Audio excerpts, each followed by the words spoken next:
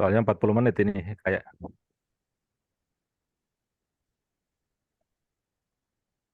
Assalamualaikum warahmatullahi wabarakatuh. Sampurasun, apa kabar teman-teman semua? Ya, izin hari ini saya Sutrisno bersama rekan saya Retno Wulan dan juga Arif Setiadi ingin mempresentasikan mata kuliah rekayasa dan simulasi sistem logistik. Dan yang akan kita bahas hari ini adalah Network Design and Facility Location. Baik, supaya bisa langsung saya persilahkan rekan kami Mbak Retno Wulan untuk memulai presentasi yang pertama. Silakan. Bismillahirrahmanirrahim. Terima kasih Pak Trisno. Designing of the Logistic Network. Perancangan jaringan logistik terdiri dari privat logistik dan public service, di mana perancangan jaringan logistik biasanya mencakup dua komponen utama, yaitu privat logistik atau logistik swasta dan public logistik service, layanan logistik publik. Ini adalah dua aspek penting dalam merancang jaringan logistik yang efisien. Berikut penjelasan singkat tentang keduanya. 1. Privat logistik atau logistik swasta. Logistik swasta adalah bagian dari jaringan logistik yang dimiliki dan dioperasikan oleh perusahaan atau organisasi itu sendiri. Ini mencakup fasilitas logistik seperti gudang, pabrik, pusat distribusi, dan armada pengangkutan yang dimiliki oleh perusahaan. Privat logistik bertanggung jawab atas pengelolaan rantai pasokan internal perusahaan termasuk produksi, penyimpanan, dan distribusi produksi mereka sendiri. Kedua, logistik service atau layanan logistik publik. Layanan logistik publik adalah layanan yang disediakan oleh penyedia logistik independen yang tidak dimiliki oleh perusahaan itu sendiri. Ini mencakup penyediaan layanan seperti transportasi, penyimpanan, manajemen persediaan, atau layanan khusus lainnya yang dapat digunakan oleh berbagai perusahaan. Perusahaan dapat menyewa layanan logistik publik ketika mereka membutuhkan solusi tambahan untuk memenuhi kebutuhan mereka dalam rantai pasokan, terutama jika mereka tidak memiliki sumber daya atau infrastruktur logistik sendiri. Perancangan jaringan logistik yang efisien seringkali melibatkan kombinasi dari kedua komponen ini. Perusahaan mungkin memiliki fasilitas logistik swasta untuk mengelola operasi inti mereka, tapi mereka juga dapat menggandakan kapasitas atau mengakses layanan logistik publik saat diperlukan untuk mengatasi fluktuasi dalam permintaan atau untuk mencapai efisiensi biaya yang lebih besar. Keputusan tentang bagaimana mengintegrasi logistik swasta dan layanan publik dalam jaringan logistik itu terdiri dari beberapa masalah utama dalam pelayanan logistik, terutama dalam pengelolaan rantai pasokan. Dapat mencakup berbagai aspek dalam konten perancangan fasilitas termasuk distribusi, penyimpanan, dan produksi. Beberapa masalah utama yang sering dihadapi meliputi: 1. Jumlah lokasi. Salah satu masalah utama adalah menentukan jumlah dan lokasi optimal dari fasilitas logistik seperti gudang, pabrik, atau pusat distribusi. Ini berkaitan dengan bagaimana mengatur jaringan fasilitas agar dapat memberikan layanan yang efisien kepada pelanggan sambil meminimalkan biaya operasional. 2. Peralatan. Pemilihan peralatan yang sesuai untuk operasi logistik juga pengangkutan, sistem pengemasan, dan teknologi otomasi untuk meningkatkan efisiensi dan produktivitas. 3. Ukuran fasilitas. Menentukan ukuran optimal dari fasilitas logistik seperti kapasitas gudang atau pabrik juga merupakan masalah krusial. Ini berkaitan dengan perencanaan kapasitas yang memadai untuk memenuhi permintaan pelanggan saat meminimalkan biaya persediaan dan pengangguran kapasitas. 4. Divestasi. Kadang-kadang perusahaan harus memutuskan untuk menjual atau menghapus fasilitas tertentu karena alasan strategis atau operasional. Ini dapat menjadi masalah kompleks, termasuk pertimbangan terkait dengan aset, pekerja, dan dampak jangka panjang pada rantai pasokan. 5. Pemindahan atau perampingan fasilitas. Terkadang perusahaan perlu memindahkan fasilitas mereka ke lokasi yang lebih strategis atau melakukan perampingan operasi untuk meningkatkan efisiensi. Ini melibatkan perencanaan yang cermat untuk meminimalkan gangguan dalam operasi dan mengoptimalkan biaya transisi. Selanjutnya, next.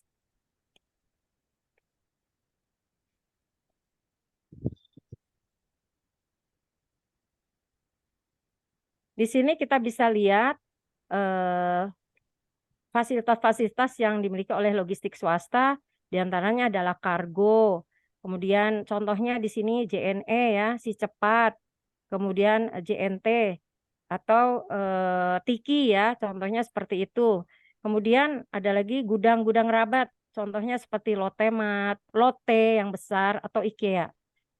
Kemudian public service, pelayanan publik, contohnya di sini seperti ambulan yang dipakai biasa di rumah sakit atau instansi kesehatan. Kemudian pelayanan pada pemadam kebakaran apabila ada masyarakat yang membutuhkan apabila terjadi kebakaran. Kemudian TPS, tempat pembuangan sampah. Ini juga perlu ya. Kemudian yang keempat adalah mesin untuk penghancur sampah. Nah, seperti itu. Kemudian manajemen integrasi,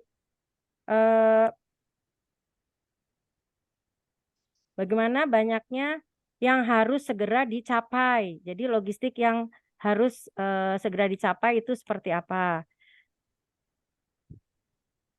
Ke-1 adalah minimum supply chain cost, yaitu biaya rantai pasokan, 1 minimum, inventaris, angkutan fasilitas, dan penanganan informasi. Kemudian untuk customer service level, yaitu tingkat layanan pelanggan, waktu, merespon, variasi produk, ketersediaan, produk, pengalaman pelanggan, kemudian waktu untuk pasar, kemudian visibilitas pesanan, dan kemampuan pengembalian. Lokasi fasilitas. Kapan kita mempergunakan lokasi fasilitas tersebut? Yaitu saat mulai dari awal konsekuensi, kemudian dari pola permintaan mengikuti modifikasi material, kemudian energi atau biaya tenaga kerja, produk baru diluncurkan atau produk usang ditarik. Nah, bagaimana? Apakah yang dipilih strategi atau taktik? Investasi yang cukup besar dan keputusan strategi. Setelah dilihat, ternyata yang dipilih adalah strategi. Yang dipilih adalah keputusan strategi. Mengapa? Karena melibatkan investasi yang cukup besar. Maka keputusan fasilitas yang dipilih adalah keputusan strategi. Untuk lokasi dan allocation, keputusan lokasi yang bisa diputuskan bisa juga dilihat dari lokasi decision may affect demand, yaitu keputusan lokasi dapat mempengaruhi permintaan. Misalnya gudang yang tadinya tidak ada gudang di daerah Jawa Timur, setelah disimpan gudang atau didirikan gudang, maka banyak permintaan. Jadi di daerah tersebut jadi akan mempengaruhi permintaan, jadi banyaknya permintaan seperti itu. Silakan rekan kita Pak Arief untuk dilanjutkan. Ya, terima kasih Bu Wulan. Materi ini kita lanjutkan, yaitu tentang klasifikasi of location problem atau klasifikasi masalah lokasi. Masalah lokasi datang dalam berbagai bentuk yang dapat diklasifikasikan berdasarkan sejumlah kriteria.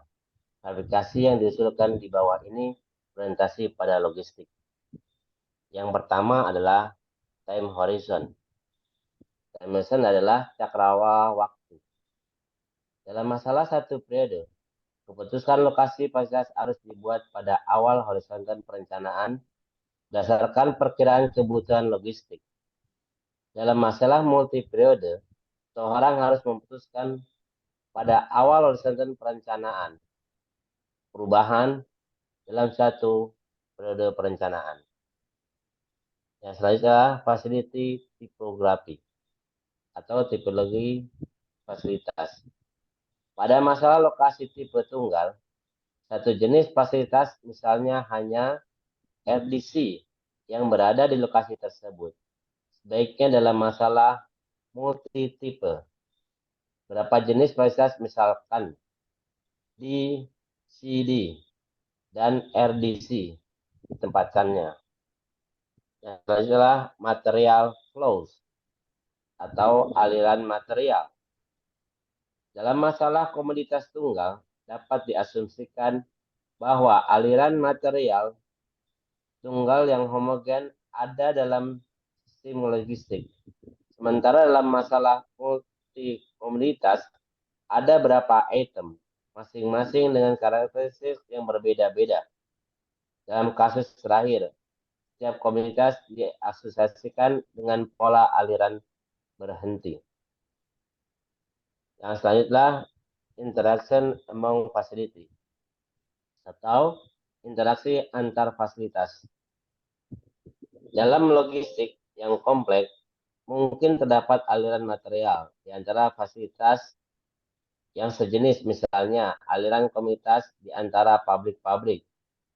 Dalam hal ini, lokasi fasilitas yang optimal tidak hanya bergantung pada diskusi spesial produk, jadi permintaan produk, tapi juga pada posisi timbal balik fasilitas atau masalah dengan interaksi.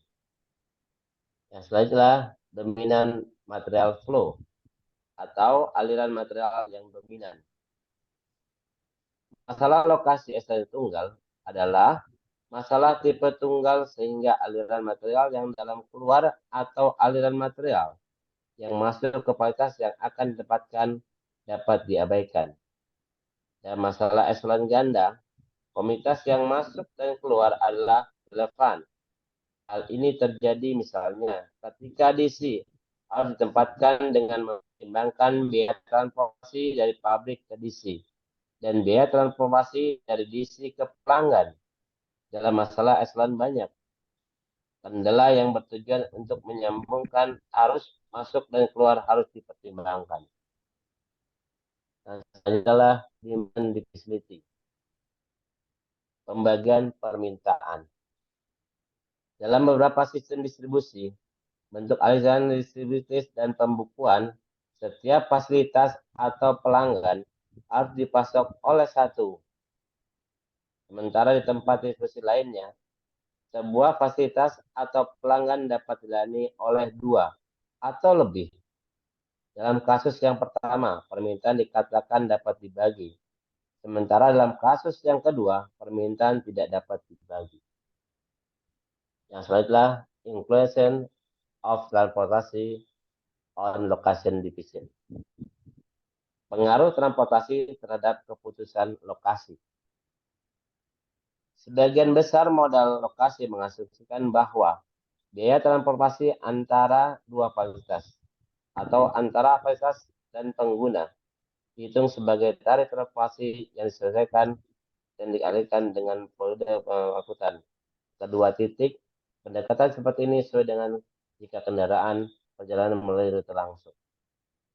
Masalah detail location atau lokasi retail. Ketika merencanakan jaringan toko, masalah utamanya adalah menempatkan secara optimal sekumpulan gerai retail yang bersaing dengan toko-toko lain yang mendapatkan pelanggan. Dalam konteks seperti ini, memprediksi pendapatan diharapkan dari sebuah lokasi baru adalah hal yang sulit karena bergantung pada sejumlah faktor yang lokasi, area penjualan, dan tingkat persaingan. Masalah lokasi retail dapat dimodalkan dengan modal lokasi kompetitif, yang analisisnya juga berada di luar cakupan masalah ini. Yang selanjutnya adalah classification of location problem atau klasifikasi masalah lokasi. Masalah lokasi ini kita bagi jadi dua, ada single excellent dan two excellent. Yang pertama adalah masalah single excellent. Masalah excellent atau SES didasarkan pada asumsi-asumsi sebagai berikut. Yang pertama, fasilitas yang akan ditempatkan bersifat homogen.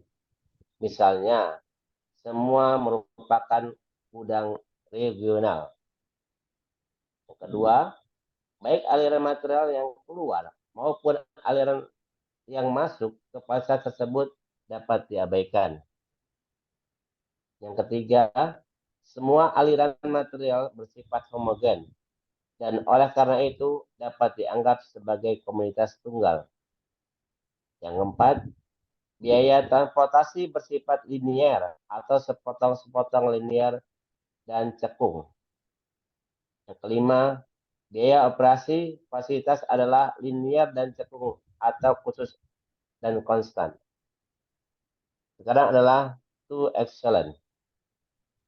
Asumsi kedua yang paling ketat, asumsi ini berlaku dalam konteks penentuan lokasi pabrik produksi yang produk jadinya misalnya baja, memiliki berat yang jauh lebih kecil daripada bahan baku besi dan batu bara dalam contoh yang digunakan dalam proses produksi. Aplikasi lain muncul pada lokasi gudang untuk perusahaan distribusi yang terdapat pada gambar tersebut, di mana barang dibeli dengan harga yang sudah termasuk biaya transportasi sampai ke gudang. Kami memeriksa kasus di mana aliran masuk dapat diabaikan, meskipun metodologi yang sama dapat diterapkan tanpa perubahan pada kasus di mana aliran masuk dan aliran keluar dapat diabaikan. Selain itu, untuk menyederhanakan penjelasan, diasumsikan bahwa fasilitas yang akan ditempatkan adalah gudang dan titik permintaan adalah pelanggan. Berikutnya akan disampaikan oleh Pak Sutrisno. Kami silakan Pak Sutrisno. Terima kasih, Pak Arif. Baik, kami lanjutkan dengan penentuan hal-hal yang menentukan penentuan lokasi secara mayor. Ya, ada dua, regional determinants, dan yang kedua adalah site-specific determinants. Secara regional determinant, penentuan lokasi sangat dipengaruhi oleh labor climate. Ya, jadi pengaruh terhadap labor. Kemudian availability of transportation. Jadi seberapa banyak transportasi yang ada, apakah cukup banyak atau sedikit.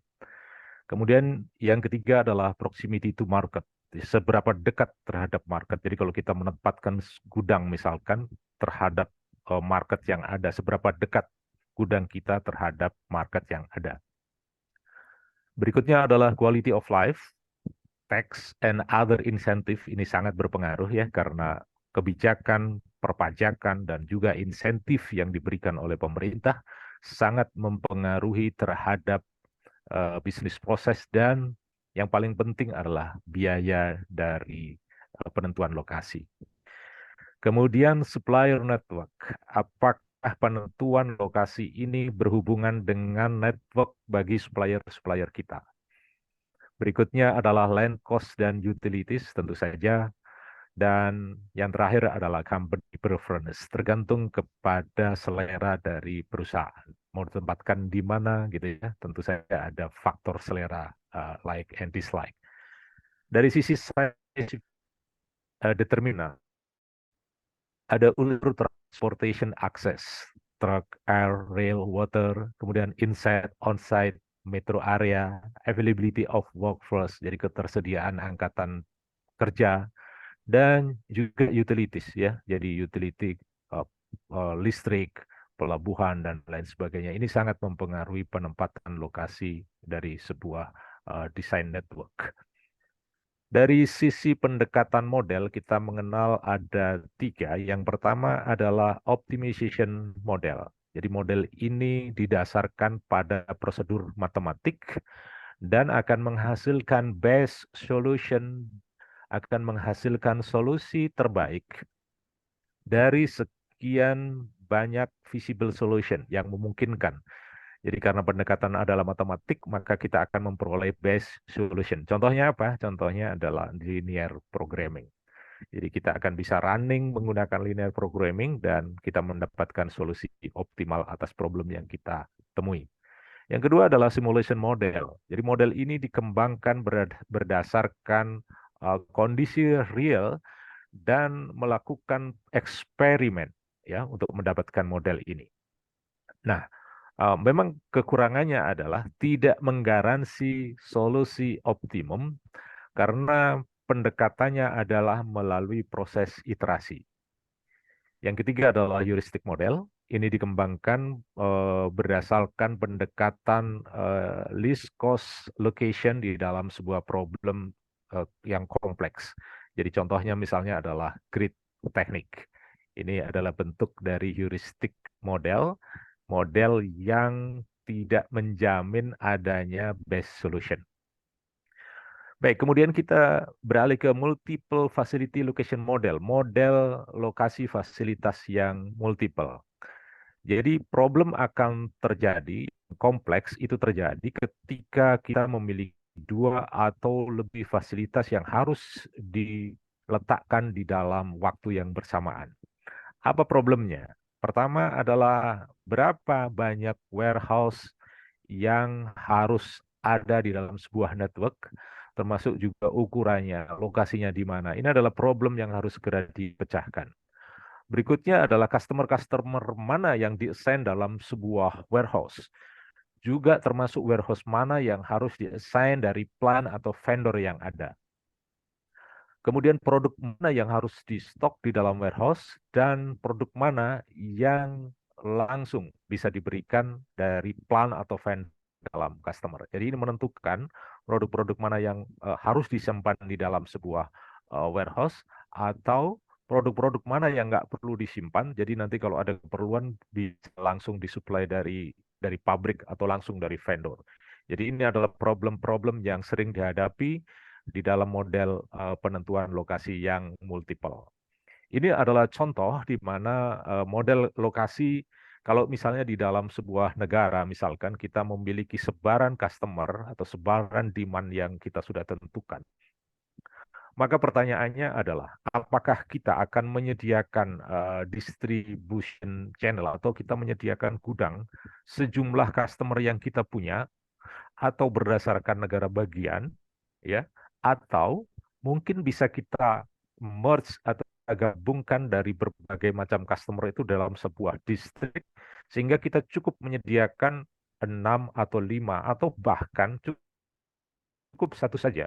Jadi penentuan 25, 26, 20, 10 atau satu misalkan itu sangat tergantung kepada yang disebutkan di depan, yaitu bicara tentang cost dan service level.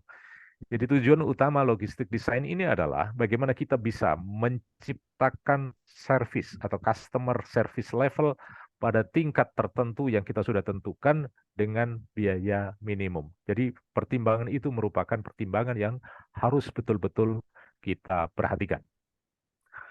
Nah, salah satu metode yang digunakan di dalam multiple facilities location model yang kita kenal dengan istilah model cluster method atau center of gravity, ini untuk menjawab terhadap pertanyaan yang tadi kita sebutkan, yaitu misalkan kita memiliki customer atau demand yang tersebar di dalam sebuah negara yang terdiri dari beberapa negara bagian, misalkan di Amerika gitu ya. Nah, proses clustering ini menjadi sesuatu yang penting sehingga kita bisa memutuskan warehouse itu jumlahnya harus berapa dan lokasinya berada di mana.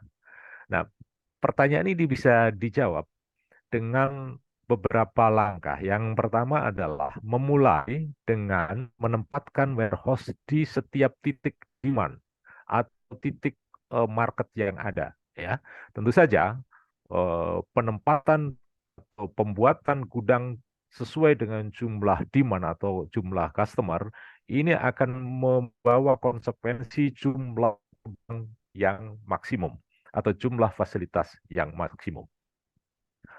Nah, biasanya secara service level tentu saja dengan banyaknya gudang itu akan menjaga supaya customer service kita tetap terjaga tinggi. Tapi konsekuensinya memang biaya pembuatan fasilitas ini menjadi mahal.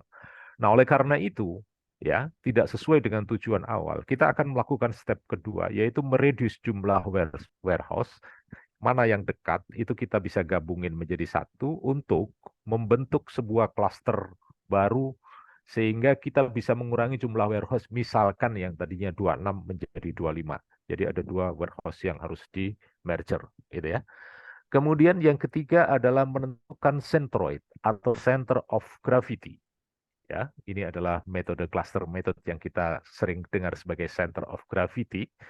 Adalah penentuan lokasi dengan customer baru, dengan grup customer baru, dan akan mengassign gudang baru di sana.